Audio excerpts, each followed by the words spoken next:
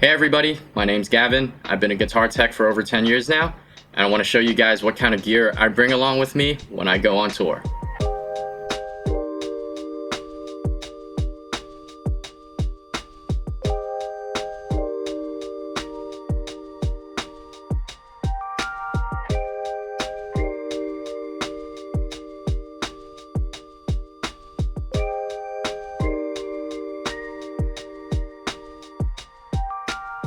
A quick bit of background about me and touring in Asia in general.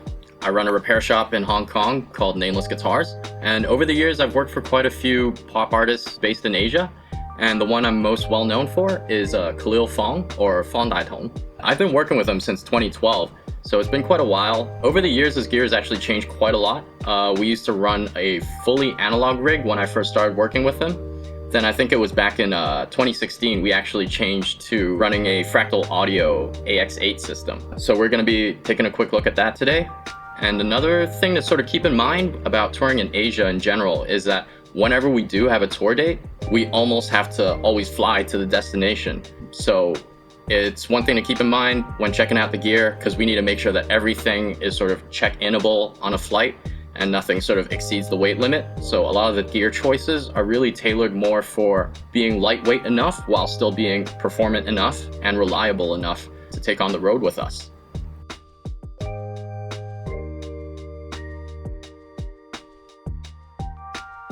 So first up, I want to talk about the guitar case real quick. This is sort of what I call the Coffin case. It's actually a really early generation Scott Dixon bass case. And it's really cool. It's made of aluminum. It's got a bunch of locks. It's got wheels. It's got handles. It's great on the outside and on the inside. You know, it's got this nice foam lining to make sure guitars don't get damaged. It's also got these adjustable neck pads, which is great if you know, you got a variety of different guitars with different neck thicknesses and different shapes. And it's also got these bungee cords, which are really useful for tying down the guitar necks to make sure the guitars don't bounce around while they're in transit. The reason why we went with a bass case instead of a guitar case is that you can't fit a 335, as far as I know, into a normal guitar case sized one. So that's why we went with a bass case instead. So usually on tour, we'd be bringing 2 to 3 electric guitars in this case and an acoustic in its own flight case that we'll usually try to take on board with us on the flight.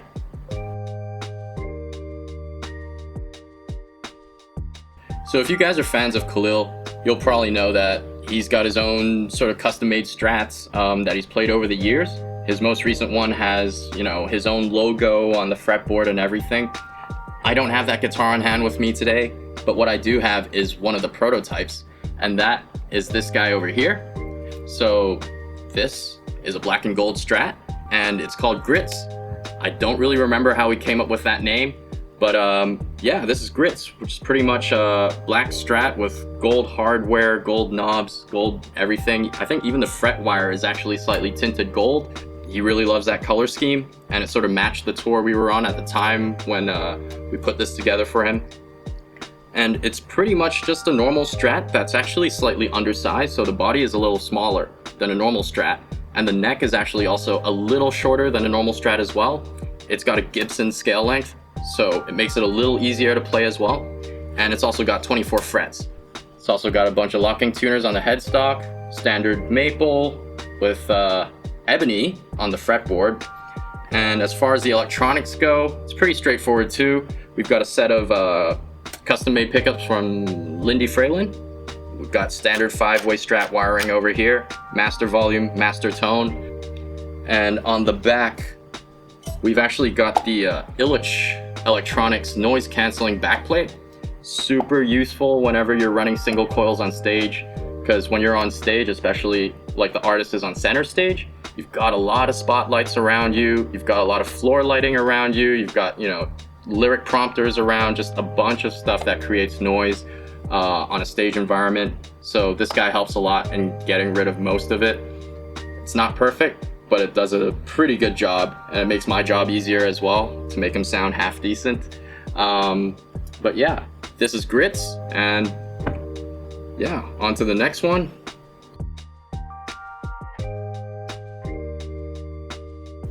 So some Khalil fans would have also seen this guitar being used on stage, And some of you guys might recognize the body shape as well. So this is a Gus guitar.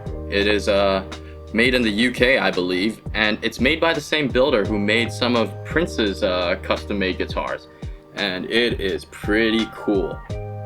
So I don't even know where to start with this guitar, but it's got a carbon fiber body and neck, you know, sort of one-piece thing going, and this cool metal tube design going around the outside.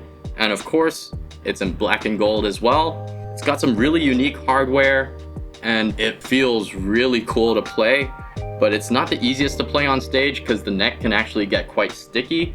So Khalil mainly only uses it on 1 or 2 songs on a show. He doesn't use it all the time. It's definitely not the go-to instrument, but it's a really cool one that he likes to bring out every now and then.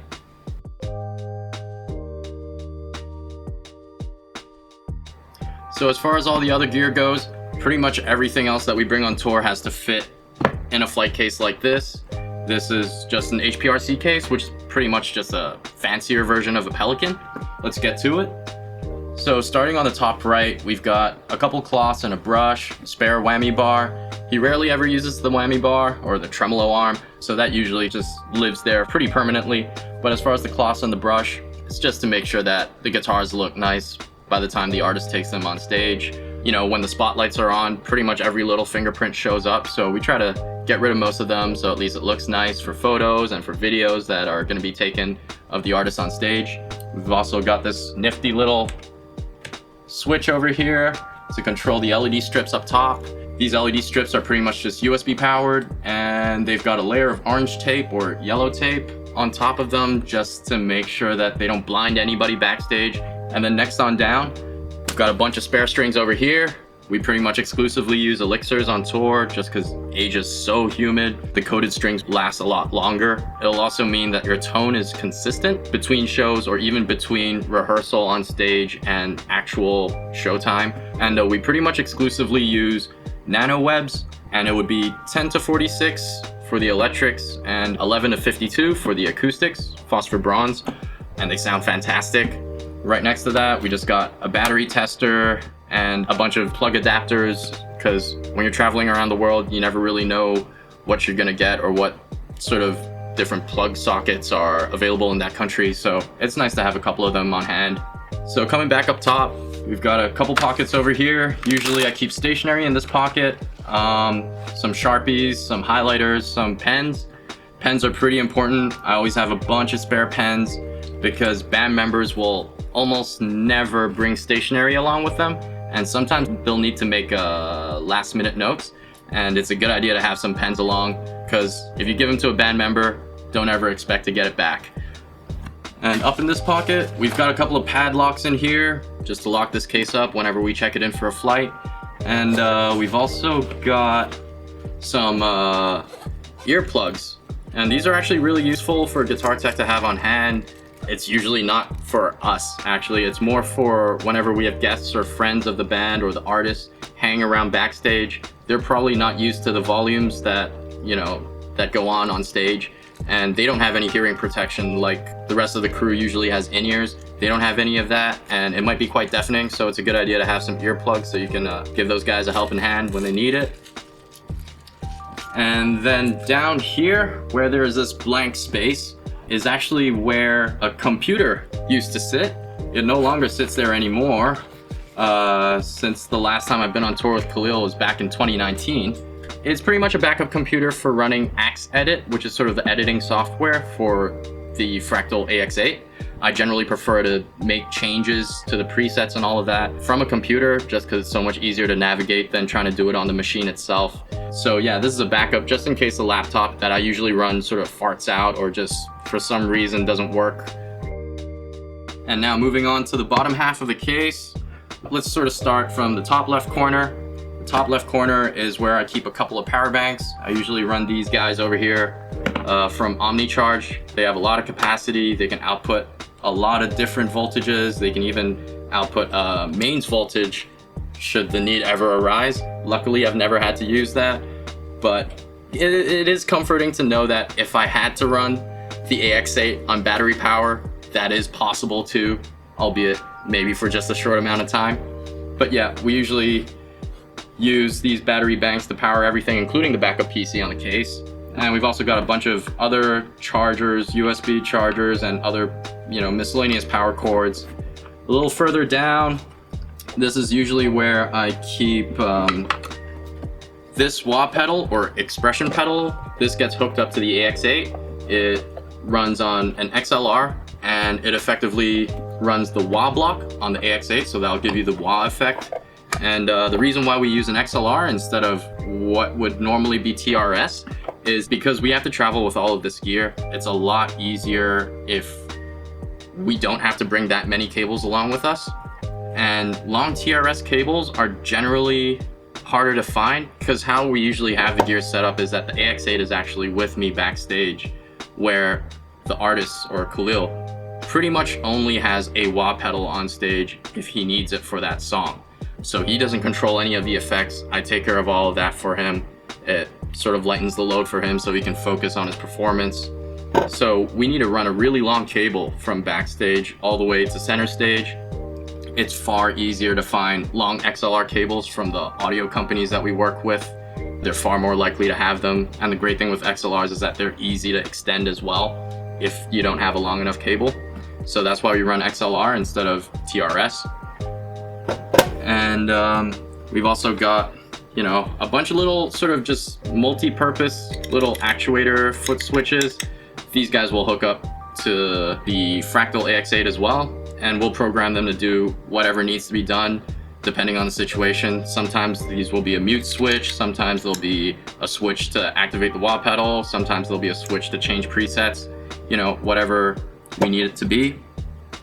And the last thing we have here is pretty interesting. It's actually a wireless MIDI controller, and essentially what's in this box is a Morningstar MC6, and it's also got a built-in battery. It can essentially run wirelessly. I put in a couple of extra switches to make it a little more convenient to use. Another cool thing that's going for it is the wireless MIDI that's actually built into it. So over here we've got a MIDI transmitter, and the cool thing about this is that it allows me to control the AX8 that would be sitting backstage from anywhere on the stage. So this is super useful when I need to test out different sounds on stage during sound check. I can be on center stage with his guitar, testing out all the sounds from different songs, and I can just change presets by just hitting a switch, and I'll have this on me wherever I go. And it's especially useful on pop shows where you have to prep the artist with the guitar underneath the stage, where they go up on an elevator or they're coming down from an elevator and you need to help them out with the guitar afterwards. It's a great idea to have this with you because it just gives you control over the AX8, so you don't have to worry about, whether the guitar's making sound when it shouldn't be and all of that. And over here is just the receiver that mates with the transmitter over here, and this guy will plug into the Fractal AX8 through MIDI. So next up, in the middle pocket, in this little pouch, I've got my in-ears. These are a pair of JH16s from Jerry Harvey Audio. I love these guys to death, and they sound very awesome. Generally on stage, I listen to the same mix as the artists themselves, just to make sure that I can hear what he's hearing, and so we can sort of communicate a little better on what changes need to be made for what guitar sounds. Yeah, it's just a good idea to sort of make sure you're listening to something that's not far off from what the artist is listening to. So I'll usually be wearing a belt pack that's also paired to the same channel as his to make sure that we're both hearing the same thing, and so we can communicate a little better. And then down in the middle, I've got some tape, got some masking tape, some gaffer's tape. Pretty useful, and usually I'd have a full-on tool pouch with all of the tools I'd need to do a setup. Quite honestly, I don't know where that tool pouch has gone by now. Nowadays, you can just get one of these little StewMac kits. They've got a bunch of different screwdriver heads, and they are super versatile, super portable as well, and light. So I would definitely be taking one of these on stage with me nowadays if I have to go on tour again. And in the bottom, I've got a little pouch that's full of sort of backup cables for wireless systems. So Khalil runs a wireless system on stage. We rarely ever run wired just because the wireless systems give us so much more maneuverability, and we don't have to worry about being underneath the stage or the artist exiting from a different side of the stage than the one he got on. So we usually run wireless. Over the years, we've usually used the Shure, I think it's called the UR4D Plus system. It's probably a little outdated by now since there's the digital systems nowadays. But back in the day, it's pretty hard to find another cable if you need a backup cable, because Shure belt packs sort of use this really unique connector. So I've got a couple of these made already, and these are backups just ready to go if ever the main cable breaks down or something.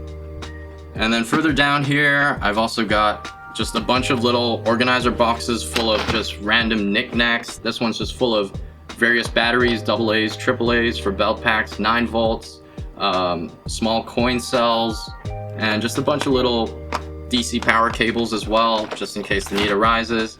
And I got a box full of picks and strap locks. Yeah, so he's got a really specific type of pick he likes to use on the electric guitars, and a different type of pick he likes to use on the acoustics. So we'll have a bunch of backups, as well as some pick holders that clip onto the mic stands. Down here, it's just some cable ties and a bit of dual lock, just in case. And then at the bottom, we've got just some small little adapters, some patch cables, like really short patch cables and stuff like that. We rarely ever have to use these guys anymore. This was probably a lot more useful when we were still running an analog system. Nowadays with the Fractal system, it's not much of a need for these guys. And as far as the right side of the case goes, this is where the fun stuff is. So this is our Fractal Audio AX8 that we use. So it's pretty marked up, and I generally have a way of laying out stuff that makes the most sense to me. We usually have a sort of a master mute that no matter what page I'm on, that always serves as a mute switch. We tend not to use the internal tuner on the Fractal system just because it's not necessarily the most sensitive or the most accurate or the most fast acting. So I've got this Sonic Research tuner in here. I love these guys so much. It takes a little while to learn how to use them properly, but once you do, they are fantastic, super fast, super sensitive. We use them all around in the repair shop as well. And we've also got a little AB box over here for switching between acoustic guitar and electric guitar. Even though we're running wireless, we usually have the acoustics and the electrics on separate channels. So this guy sort of helps me change between the two, and it's got a little LED here that'll tell me which channel I'm on. So underneath the AX8, we've also got another pocket of space down here. We've got a power cable, just a standard, IEC, I think C13, 14, a couple of instrument cables. Even though we run wireless when we're on stage, sometimes for a gig, we'll actually fly to the city that the show is at a few days early to actually have rehearsal sessions. And usually when we're in a rehearsal studio type of setting, we don't bother running wireless, so we'll just run cabled. Got some USB cables and MIDI cables for the Fractal system. Got a bunch of these little D'Addario adapters, which are super cool. So these convert TRS to XLR. A little one spot here for powering the tuner and the AB box. We've got 2 of these little boxes, which are some of my most helpful little tools around. It's really good for getting rid of some hum sometimes. And that pretty much wraps it up as far as all the gear that will travel in this flight case along with me on tour. But we got one more thing that's really important to take on tour, and that is a laptop. So the last piece of gear I always bring with me on tour is actually a laptop. I don't know if it really counts as gear, but this laptop's pretty much just dedicated to doing concert or show related stuff. Generally speaking, I use it for running AX8, which is the editing software for AX8. I usually don't need to make edits for the actual show. That usually happens during rehearsals just before the show. So usually during the show, what I'll be using the laptop for is actually keeping an eye out on the rundown. So this is pretty much what a standard rundown looks like. It'll tell you the order of the songs, how long each song should take, whether there are any breaks in between each song. And there are also some small remarks as far as what's actually happening on stage. But usually these remarks aren't too relevant to a guitar tech, so I usually have my own version of a rundown, which looks a little something like this. It's sort of highlighted where there are things that are relevant to a guitar tech. I've got notes on what guitar he's using on which song. what presets and the levels that should be concerned. Also, just some notes as far as stage events that are happening when all of this is going on. Like, for example, there are probably certain parts of the concert where, you know, Khalil exits the stage on an elevator with the guitar. I need to be underneath the stage already before that elevator comes down to be prepared for him to come down and to also help him off the elevator. I got a bunch of notes to just prepare me for what I need to do next during showtime, pretty much. And that pretty much sums it up as far as all the gear goes. I hope I gave you guys a little bit of insight into what a guitar tech actually brings along on tour. Yeah, if you guys want to learn a little bit more about what Khalil's analog rig used to look like, even, you know, how we set up the AX8 for concerts for maximum efficiency, you know, let me know in the comments down below. And otherwise, I hope you guys have a great day.